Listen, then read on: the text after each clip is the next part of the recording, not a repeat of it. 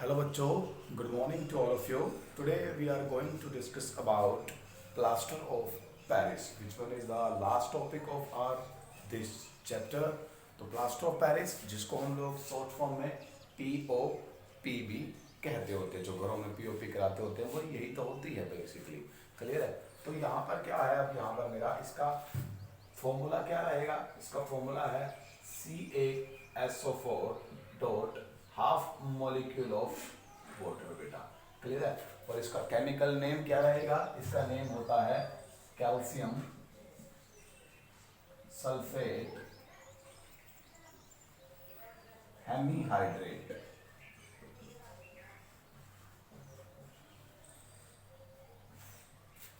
Hemy का मतलब half, hydrate का मतलब जब वाटर मॉलिक्यूल अटैच होता है उसे हम लोग हाइड्रेटेड मॉलिक्यूल बोलते हैं।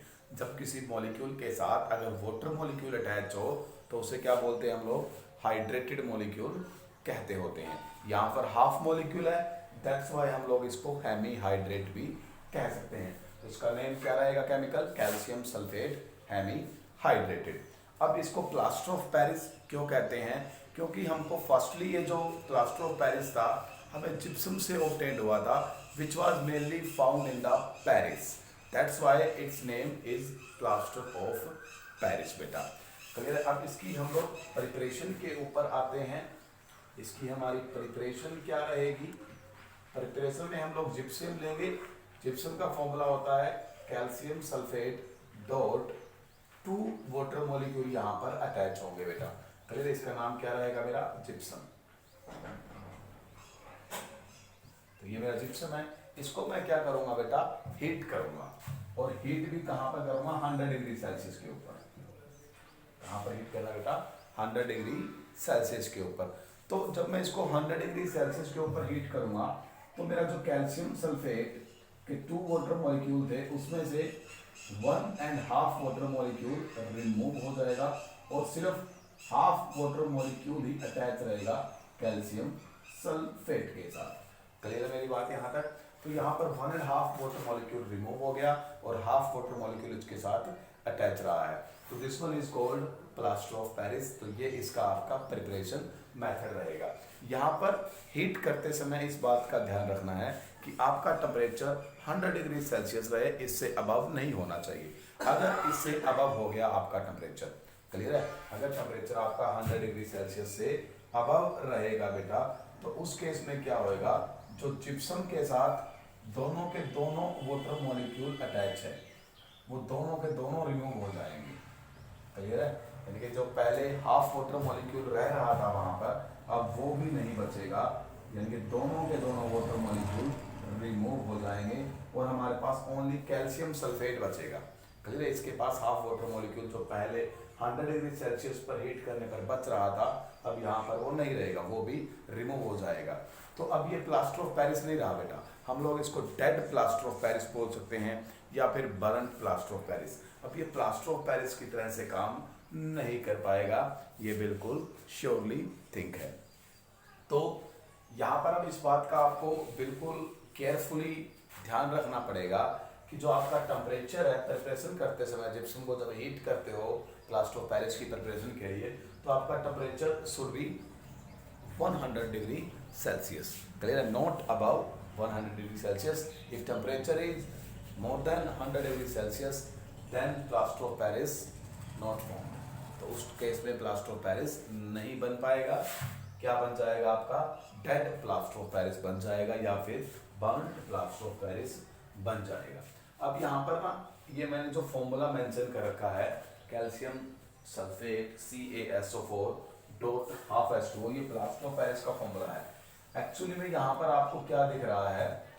आपको यहाँ पर लग रहा है कि कैल्शियम सल्फेट के साथ एक हाफ वाटर मॉलिक्यूल अटैच है यहाँ पर, लेकिन एक्चुअली में बेटा कभी भी हाफ मॉलिक्यूल नहीं होता। मॉलिक्यूल हमेशा कंप्लीट होता है, हाफ कभी भी नहीं हो सकता बेटा, इट्स कांट पॉसिबल। क्लियर है? हाँ, लिखने में सही लिख रखा, गलत नहीं है, लेकिन इसके मैं आपको क्लेरिफाई कर दूं, एक्चुअली में क्या है, वाटर मॉलिक्यूल कंप्लीट है लेकिन वो वाटर मॉलिक्यूल 2 कैल्शियम सल्फेट के द्वारा शेयर हुआ है। तो इसका राइट फॉर्मूला मैं लिख सकता हूं CaSO4 डॉट H2O ओनली। अब ये जो 2 है वो सिर्फ कैल्शियम सल्फेट के लिए है, वाटर के लिए नहीं है। तो यहाँ पर क्या है, 2 कैल्शियम सल्फेट है और 1 वाटर मॉलिक्यूल है। तो 1 कैल्शियम सल्फेट के हिस्से में कितना वाटर मॉलिक्यूल आया, हाफ आ गया है। क्लियर है। तो एक्चुअली में यहाँ पर क्या हो रखा है भाई, 1 कैल्शियम सल्फेट, क्लियर है, वो हाफ वाटर मॉलिक्यूल जो रख रही है, वो एक्चुअली में ऐसा नहीं है। एक्चुअली में ये है कि 2 कैल्शियम सल्फेट मॉलिक्यूल ने 1 वाटर मॉलिक्यूल को शेयर किया हुआ है। तो 1 कैल्शियम सल्फेट के हिस्से में सिर्फ हाफ वाटर मॉलिक्यूल आया है। क्लियर है। लेकिन एक्चुअली में हाफ वाटर मॉलिक्यूल कभी नहीं होता, बस यहाँ पर तो वाटर मॉलिक्यूल की शेयरिंग हो रखी है 2 कैल्शियम सल्फेट के बीच में। तो फॉर्मूला ये भी लिख सकते हो, ये भी लिख सकते हो, दोनों ही ठीक है, दोनों में ही कोई करेक्शन नहीं है बेटा। क्लियर है। तो this is all about it's preparation. तो इसकी प्रिपरेशन के बाद हम लोग इसकी आते हैं प्रॉपर्टीज के ऊपर। तो properties of plaster of Paris हमारी क्या रहेगी। फर्स्ट ऑफ ऑल, ये एक व्हाइट कलर का पाउडर होता है। प्लास्टर ऑफ पेरिस क्या होता है आपका, व्हाइट कलर का पाउडर होता है। Second, plaster of Paris is has a very remarkable property of setting into a hard mass on waiting with water. वो कह रहे हैं जब इसको वाटर के साथ हम लोग वेट करते हैं तो ये बिल्कुल बहुत जल्दी सेट हो जाता है और एक हार्ड मास में कन्वर्ट होता है, काफ़ी एक सॉलिड स्ट्रॉन्ग चीज़ बन जाती है ये वाटर मॉलिक्यूल के साथ अटैच होने के बाद। कौन, प्लास्टर ऑफ पेरिस बेटा। क्लियर है। उस टाइम पे होता क्या है, जब ये वाटर मॉलिक्यूल से अटैच होता है प्लास्टर ऑफ पेरिस, उसके इसमें क्या हो जाता है बेटा, जो आपका प्लास्टर ऑफ पेरिस है CaSO4.12H2O, तो उसके अंदर जैसे ही आप लोग थोड़ा सा पानी डालोगे तो उस पानी में से हाफ वाटर मॉलिक्यूल इस प्लास्टर ऑफ पेरिस के साथ रिएक्ट कर जाएंगे और रिएक्ट करके इसको अगेन कन्वर्ट कर देंगे CaSO4.2H2, यानी कि मीन्स अगेन इसका जिप्सम बना देंगे वो, और ये जिप्सम जो है वो एक हार्ड मास के अंदर कन्वर्ट हो जाएगा। क्लियर है। इसी हार्ड मास होने के कारण इसका जो यूजेज है वो देखिए कहाँ पर करते होते हैं। एक और बात, प्लास्टर ऑफ पेरिस को हमेशा मॉइस्चर प्रूफ कंटेनर के अंदर स्टोर करना चाहिए। अगर आपका कंटेनर जिसके अंदर आपने प्लास्टर ऑफ पेरिस रखा हुआ है अगर वो मॉइस्चर प्रूफ नहीं है, देन क्या होगा, तो प्लास्टर ऑफ पेरिस के अंदर वाटर मॉलिक्यूल एंटर कर जाएगा और प्लास्टर ऑफ पेरिस को वो क्या कर देगा, डेड कर देगा, उसको जिप्सम विप्सम में कन्वर्ट करके रख देगा और वो सॉलिड मास के अंदर कन्वर्ट हो जाएगा। उसके बाद आपका आता है uses of plaster of Paris. तो पहला आता है प्लास्टर ऑफ पेरिस को वो लोग यूज करते होते हैं हॉस्पिटल्स के अंदर for setting fractured bones in the right position to ensure cropped healing. वो कह रहे हैं कि अगर कोई चोट वोट लग जाए, हड्डी वड्डी टूट जाती है, तो उसको अपनी पोजीशन के ऊपर लेके आने के लिए एक्यूरेटली भी हम लोग प्लास्टर ऑफ पेरिस का यूज करते होते हैं। तो प्लास्टर लगाते होते हैं, लेग्स टूट जाती है कई बार, लेग्स की बोन तो लेग्स पे लगाते होते हैं, हैंड्स पे भी लगाते होते हैं, तो वो प्लास्टर ऑफ पेरिस ही होता है। क्लियर। प्लास्टर ऑफ पेरिस का लेप बना करके पानी डिजोल्व करके उसको हल्का हल्का यहाँ पर उसका जो एक सेमी सॉलिड सा सब्सटेंस बना के चारों तरफ लगा देंगे उसका। क्लियर है। तो लगाने के बाद उसके ऊपर थोड़ा सा वाटर मॉलिक्यूल और ऐसे ड्रॉपलेट्स उसके ऊपर डाल देंगे और वो धीरे धीरे क्या हो जाएगा, सॉलिडिफाई हो जाएगा। क्लियर है। तो जो फ्रैक्चर बोन्स वो मूव नहीं करेगी। After some time 1 week 2 week 1 month और 2 मंथ्स के बाद अगर वो हिलेगी नहीं तो वापस अपनी राइट पोजीशन पे हो जाएगी और जो हीलिंग है वो प्रॉपरली हो जाएगी, जो घाव वाव है वो अच्छे से भर जाएंगे अंदर। Second, plaster of Paris is used in making toys. Toys बनाने के लिए यूज़ करते होते हैं हम लोग इसका, डेकोरेटिव मटेरियल बनाने के लिए यूज़ करते होते हैं। क्लियर है। चीप ऑर्नामेंट्स, सजावट के जो सामान होते हैं वो बनाने के लिए यूज़ करते हैं। कॉस्मेटिक्स में यूज़ होता है बेटा, ब्लैक बोर्ड में चाक वगैरह बनाने के लिए यूज होता है और इससे स्टैचू भी बनाए जाते हैं प्लास्टर ऑफ पेरिस से। Third use, plaster of Paris is used as a fire proofing material. एक फायर प्रूफिंग का भी ये काम करता होता है। उसके बाद फोर्थ में है कि केमिस्ट्री लेबोरेटरीज के अंदर एयर गैप को फिल करने के लिए, एयर पास ना हो जाए। क्लियर। मान लो एक बीकर ले लिया, उसको आपने कवर कर दिया, तो साइड में अगर उसने उसके ऊपर कवर किया, ढक्कन लगाया, तो साइड में ऐसे छेद सा रह जाता है, उससे एयर जा सकती है। उस एयर स्पेस को फिल करने के लिए भी वहाँ पर प्लास्टर ऑफ पेरिस हम लोग लगा देते हैं ताकि एयर वो अंदर नहीं पास होगी और अंदर वाला बाहर नहीं आएगा। Fifth, plaster of Paris is used for making surfaces smooth before painting. अगर पेंटिंग करने से पहले इससे डिज़ाइन भी बनाए जाते हैं दीवारों के ऊपर, वॉल्स के ऊपर। क्लियर है। तो ये this is all about plaster of Paris. उसके बाद एक छोटा सा टॉपिक और है, वाटर ऑफ क्रिस्टलाइजेशन या हाइड्रेटेड सॉल्ट।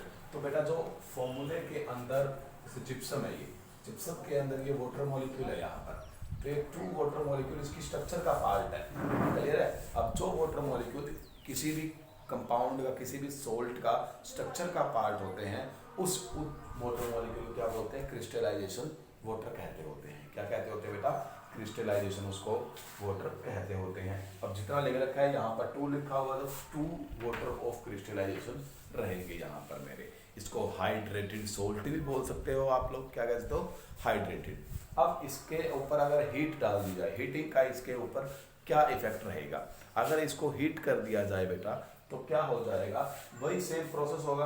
अगर इसको हीट कर देंगे हम लोग, मान लो 100 डिग्री से फालतू अबाउट टेम्परेचर पे अगर हीट कर रहे हैं हम लोग, तो हीट करने से वाटर मॉलिक्यूल रिमूव हो जाते हैं। अब कितने वाटर मॉलिक्यूल रिमूव होंगे वो तो आपके टेम्परेचर के ऊपर डिपेंड करेगा बेटा। अगर आप टेम्परेचर कम दोगे तो कम वाटर मॉलिक्यूल रिमूव होंगे यहाँ से, अगर ज़्यादा टेम्परेचर दे दो तो ज़्यादा हो जाएंगे। जैसे अगर हम लोग 100 डिग्री सेल्सियस पे हीट करेंगे बेटा तो सिर्फ 1.5 वाटर मॉलिक्यूल अटैच होएगा। अगर मोर देन 100 डिग्री दे दिया, क्या दे दिया बेटा, अबव 100 डिग्री अगर टेम्परेचर आपने अप्लाई कर दिया, उस केस के अंदर क्या हो जाएगा आपका, फिर जो ये हाफ वाटर मॉलिक्यूल और रह रहा था वो भी वहाँ से डिस्पर्स हो जाएगा, 2H2O बन जाएगा, क्लियर। तो अब यहाँ से सारे के सारे वाटर मॉलिक्यूल अटैच हो गए हैं मेरे। तो अब ये हाइड्रेटेड नहीं रहा सॉल्ट, इसको हम लोग यहाँ पर कहेंगे anhydrated salt, anhydrous salt, sorry anhydrous. अगर वाटर मॉलिक्यूल अटैच है साथ में, that is called hydrated salt. अगर सारे के सारे वाटर मॉलिक्यूल हीट करने से रिमूव हो चुके हैं तो उसी सॉल्ट को हम लोग क्या बोल देंगे, एनहाइड्रस है। अब देखो ये भी कैल्शियम सल्फेट है, ये भी कैल्शियम सल्फेट है, बट यहाँ पर हाइड्रेटेड है, और जब हाइड्रेटेड है तब उसको जिप्सम कहा गया है, क्लियर है। लेकिन जब वाटर मॉलिक्यूल नहीं है उसके पास, तब उसको जिप्सम नहीं कहेंगे हम लोग, और ये एनहाइड्रस कैल्शियम सल्फेट रहेगा हमारा, क्लियर है। तो this is all about plaster of Paris and water of crystallisation.